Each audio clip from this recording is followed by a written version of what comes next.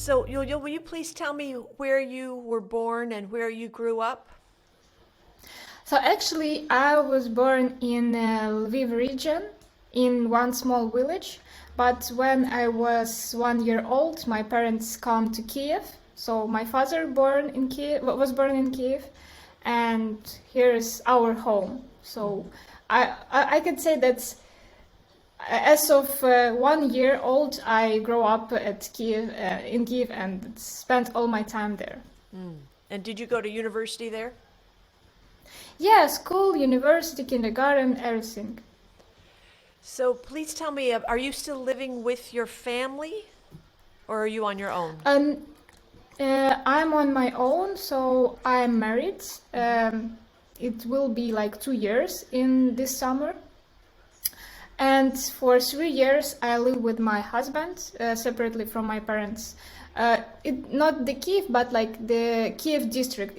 Our house is like near 10 kilometers to the Kiev border, let's call it there. So How- also like Kiev region. So please tell me about what it was like for you and your husband starting in 2022. What plans were you making? What were you feeling? Actually, we had really big plans for this year. So I have like house outside of Kiev, in Kiev region, and we had plans to sell this house and took money from this selling and invest in the new bigger flat. So we have like small flats where we live in Kiev, and we decided to grow up in this way. Also, my husband planned to start his own business, like to be the boss for himself. He planned this with his close friend. And I don't know, I'm like 26-year-old right now. My birthday was at March 9, right after the fall invasion was started. So actually I didn't like celebrate it as usual. And we planned till the end of the year start thinking about baby. We didn't decided like when it should be like correctly, but this summer, December, we spent some time for checking our health and make sure that everything is okay and we can plan for a baby. So that were our biggest goals for actually this year. Those are a lot of very important goals. Yeah. So tell me what life became like that last week in February. How did everything change for you? Actually, we've got news that like this invasion can be started at the beginning of January. So we even thought that maybe it will be after the new year.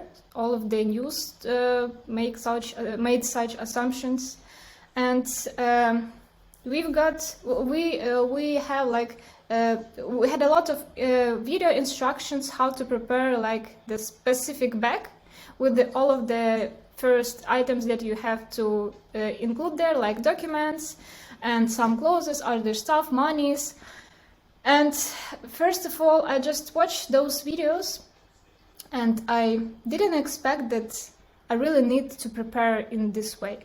But we started discussion with our close friends, and part of them told that there is no necessity to start preparing this bag, but another part of friends said that they already did it.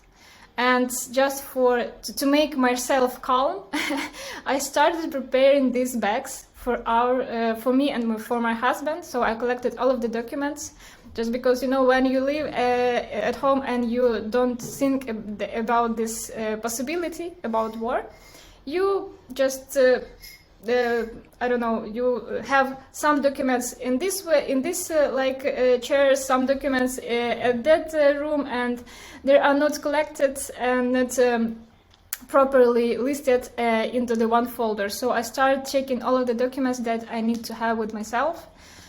All of the also important stuff. I prepared the bag for maybe 3 weeks Wow. before the fall invasion started. Yeah, but it was just only documents, some medicines, and some charge for mobile phones. And so I didn't prepare any clothes or food like that. So Yulia, And tell me a little bit yeah. more about the videos. Where did you find those videos? It's like internet. So first of all, actually, together with my husband, we don't watch TV. We just like news. We don't watch news. We just got everything really important for us from YouTube or from Telegram channels or from our friends. So, like we used not to believe on all of this, not all of this, but the part of the things that are saying in news till this time. And we just tried to save our emotionals and not to panic because of that. But some videos my friend shared with me. Some videos I found in YouTube by myself.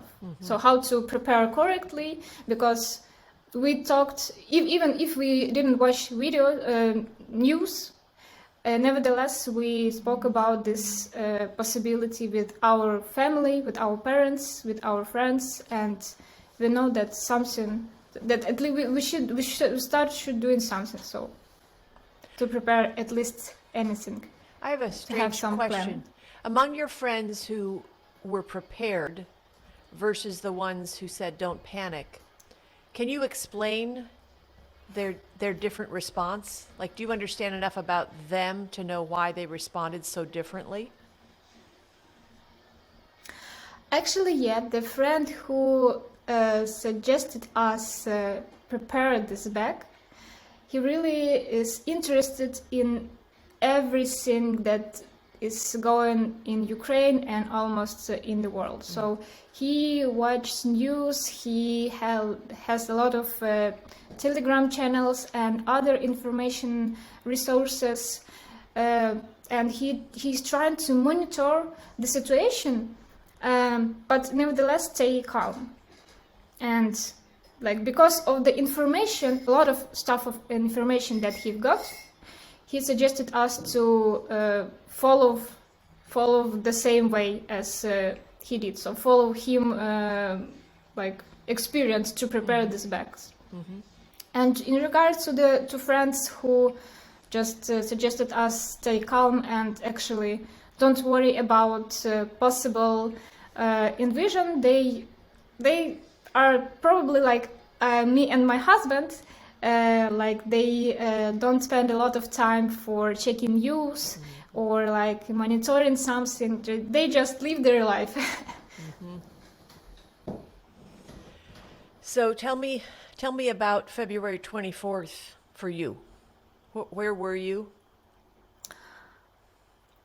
I already said to my husband that night was like, I was nervous that night. I woke up several times and I had really bad sleep.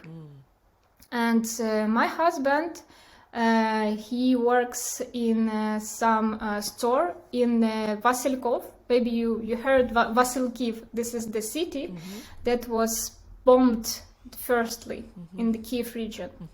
It's near like 50 kilometers or 30 kilometers from Kiev, and my husband worked there. So every working day at 6 a.m. or 7:30, he wakes up and started preparing to go for work. And this morning at 6 a.m., like before 30 minutes till the ring on the phone that you should wake up, before this time my husband got a phone call from his colleague that something is going on in Kiev. And he woke up, just he had like discussion for maybe 10 minutes with the colleague, and then he returned back to bedroom and said that the war is started. Wow. And I cannot say that I was surprised a lot, but those feelings when you start thinking about what to do next, so what is your plan?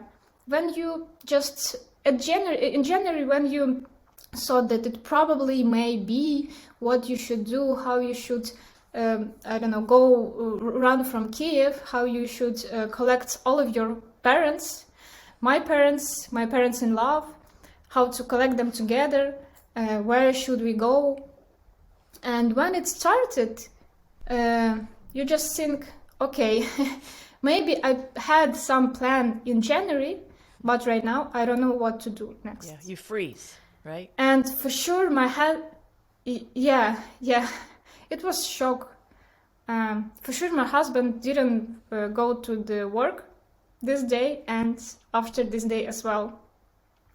And I immediately called my mom to ask how she is, because our parents, my husband's parents, my parents, they live in Kiev. And I asked how she is feeling. So what is in Kiev? Is it calm right now, or is it something is going on also there? Then we start calling our friends. So like this line to call first of all parents, then your close friends, and ask where they are, how they are feeling, what are their plans, so what to do next. Then we turn on TV and start watching news and start checking everything what is going on in every city in our country. And it was really terrible to hear that the war it's really started, and to watch these moments, these photos and videos that people shared with the news. It was really, I don't know, it's even not scary. I don't know how to even impress this. Yeah. It's unbelievable, right? You don't feel connected to it because it feels impossible. Yeah. So tell me more about that day. What were things like for you by dinner time? We also decided to go to our balcony and check whether we hear some sound around our place, but we actually didn't hear nothing. Like bombs. I just started thinking, okay, this is the Thursday, if I'm not mistaken. It was the Thursday. I think Thursday was the 24th, yeah. And I started thinking, okay, should I start working or how should I react on this thing? So should I start cooking? What should I do? Because I didn't want to eat something, I didn't want to drink water, so you're just focusing on news, and you cannot like interrupt with something else. Then my husband went for a walk with our dog, and if I'm not mistaken, at this moment, this first day, it was the big explosion in our area where we live. So we had like the all military stuff, like in maybe 10 kilometers of our house. It was like some military station. And at the time when my husband was outside walking with dog, it was this explosion. But everything was okay with our house and with the nearest buildings. But you know, this sound, when you, for the whole your life, you didn't hear such sounds in real life. You just watched the films, You went to the cinema and you saw these explosions, like the graphical explosions. Part of them maybe was real, but it wasn't in real life. And then you decide that this is reality, this is not the film, this is where you live right now. And we actually didn't do nothing. So we did nothing till the evening. We just tried to eat something, tried to stay calm, tried to be in contact with our family, and watching news. That was it. So no plans, no sense of what you might do. Yeah. Actually, it were some plans to go somewhere, but at this first day of invasion, we started checking like the possible way how to go out from Kiev by our car, and there was the really crazy traffic jam. Yeah. All of the roads in Google Maps, they were red. So, and we also heard a lot of information from Doximi members who tried to escape from Kiev at the first day. We heard that they spent near 10 hours for going from the left side of Kiev to the right side of Kiev, and then trying to at least ride maybe 20 or 30 kilometers from Kiev, and they still were in this Kiev region. So almost half of the day they spent in car, and this is not enough. So we decided that we will stay at home for some period of time, for a known period of time. And tell me how you are now. Are you still in your apartment? I'm not in Kiev. No, I'm in Uzhhorod. This is the city on the west of Ukraine. This is almost the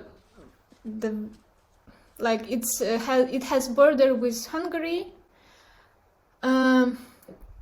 We decided to go here after first week. So it wasn't planned decision, but my colleague who lives here, she messaged me that she and her husband, they were able to go to Italy at the first day. Wow.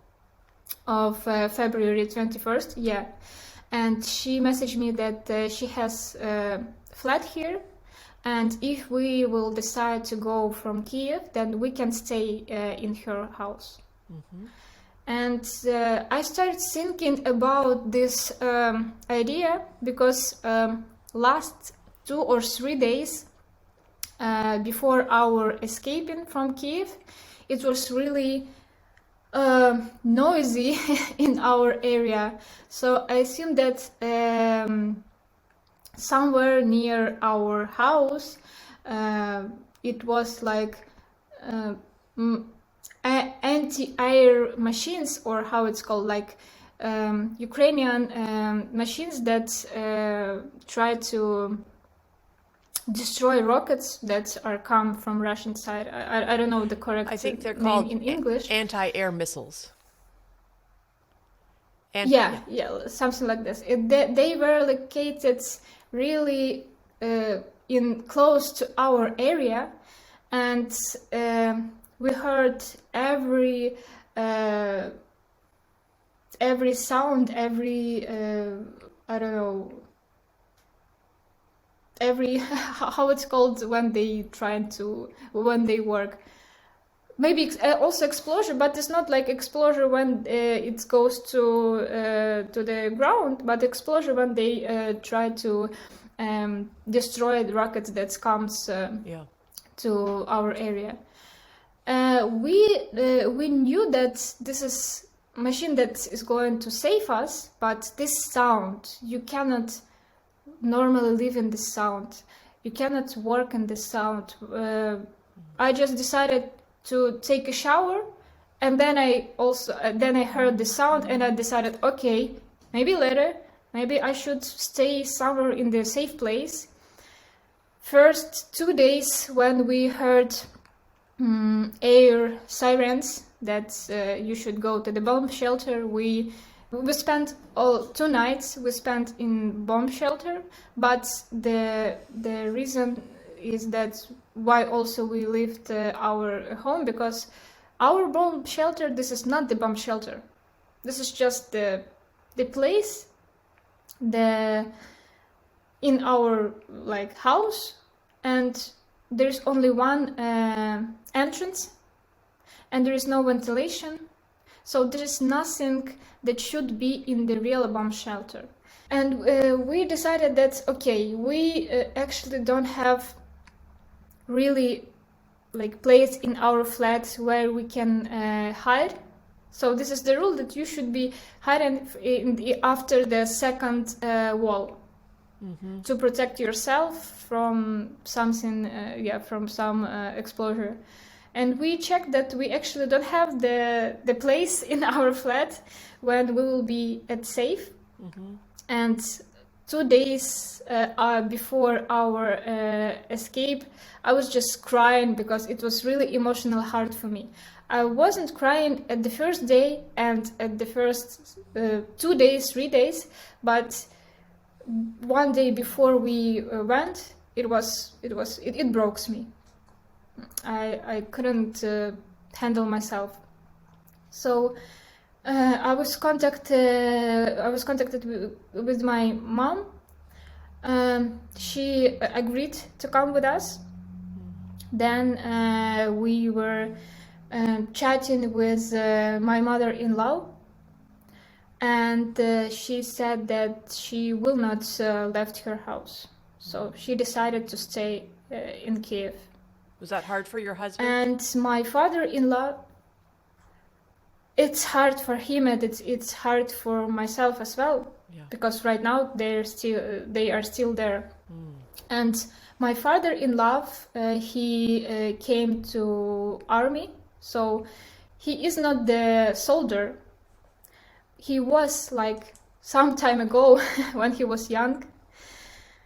And when invasion was started, at the third day, he decided that he will go to our army and he will protect our city as well.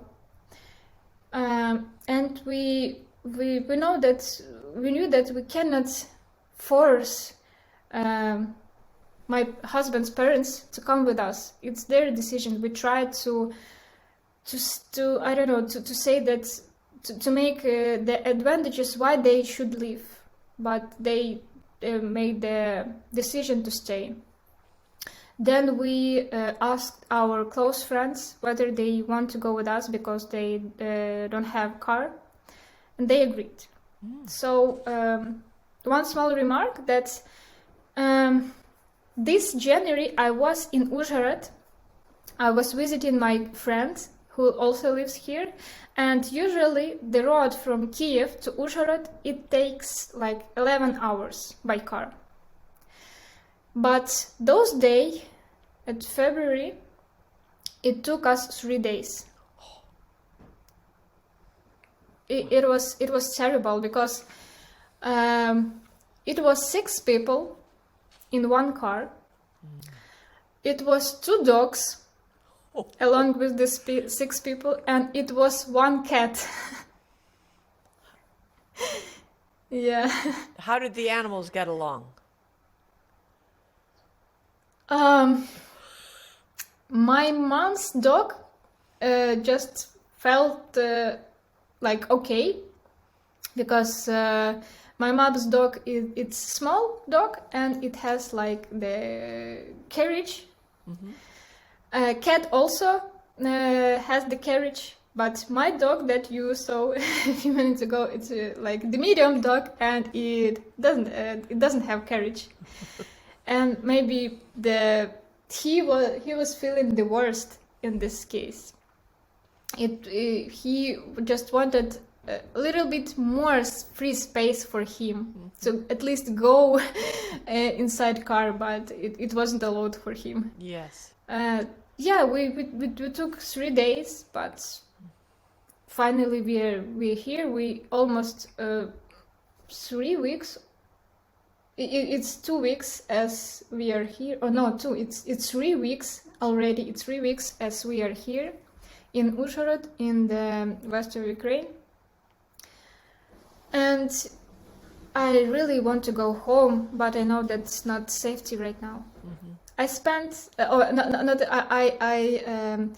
know that at my home I left my plants there. There is no one who can come there and take care of them, and it's hard for me to know that maybe when I will come home I will see that they died. Yeah. But Is your husband considering joining the military? What are his feelings about that? it's hard emotionally for him because he doesn't have the experience even to hold the gun. I'm not calling to shooting someone or something. Right now we are just staying here, and me and he's also don't have plans to join the military because we're not sure that in this time military can educate you for the short period of time how you should react on all of the situation. Because from the news that we heard that the trainings in military, it takes 1 week, and then you are relocated to the war area. It's not enough to have 1 week of education to start thinking that you are really soldier and you know how to deal with any of the kind of weapons. Yulia, if you and your husband wanted to leave and cross the border into Hungary, could you? First of all, we don't want. I can, but my husband isn't allowed to leave the border because of because our country doesn't allow a man who is from 18 till 60 to leave the border. And how did you come to the decision not to leave your country? First of all, I want, from now, how can I support the army and country? Is financial kind of support. I can pay taxes here, I can buy goods here, I can buy services here, and I don't want to spend money in other country because other country will not redirect my money to Ukraine. Also, there are lots of ways to volunteer here in Ukraine. It will be harder to support someone outside of Ukraine. It's possible, a lot of people do this, like in Poland, but I don't have contacts to start this volunteer program abroad. Yeah. And the most reasonable, the highest reason is that here is still our family. So my parents-in-law, they are still in Kiev. My mother is in Lviv region. My father is also in Kiev. So it will be hard to live there. So it was hard to leave them in Kiev right now when we are at least safe, in safe area. And for sure, we don't plan to go abroad, just only in case something very critical will be in area where we right now. But for this time, we decide to stay here, and we want to come home in soonest time. Yeah. So I hope it will be in the end of April. I really hope. Do you feel safe where you are now? Yeah. There are also some air sirens here, but nothing after them. So, Yulia, looking back, do you wish that you had watched more news, or do you feel satisfied with your approach before the invasion? Actually, I don't know whether watching more news will really help me to take another decision.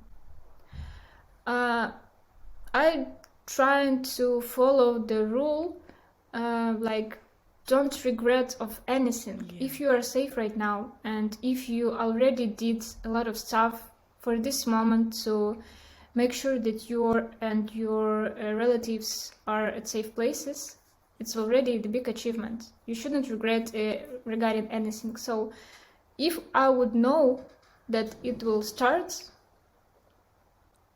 I don't know that I will change my decision. So you feel at peace with how things have unfolded and grateful. Yeah, trying to. Yeah. I'm just curious how it has felt during this time to be the caretaker of an animal. Have you felt, do you think, more vulnerable? Regarding all of the animals, or Your animal, your dog. I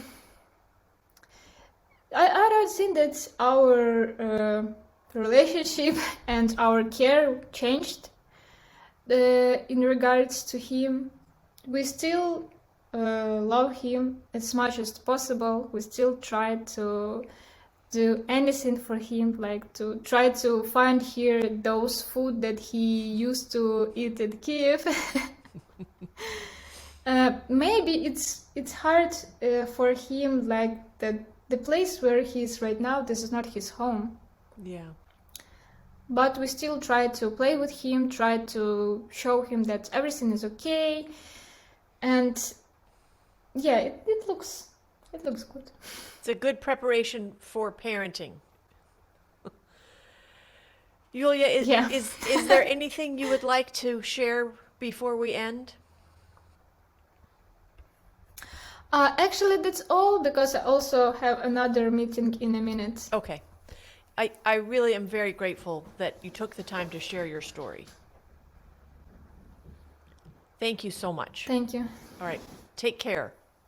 Thank you too. Thank you for taking this moment and trying to share it to all of the world. Thank you for help us to help us to make these stories and all of the information to be heard in all of the world.